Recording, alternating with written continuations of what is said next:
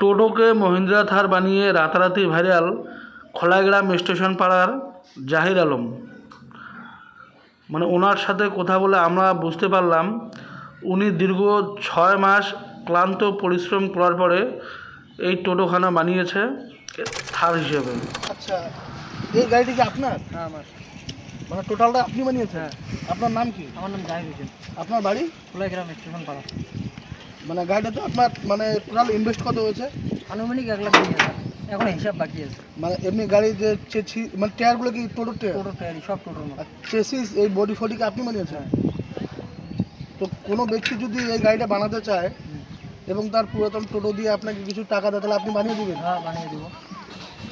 তাহলে আপনার মানে একটু অ্যাড্রেসটা আর মোবাইল নাম্বারটা বলে ভালো হতো, তাহলে যোগাযোগ করতে পারতো। 7029814438।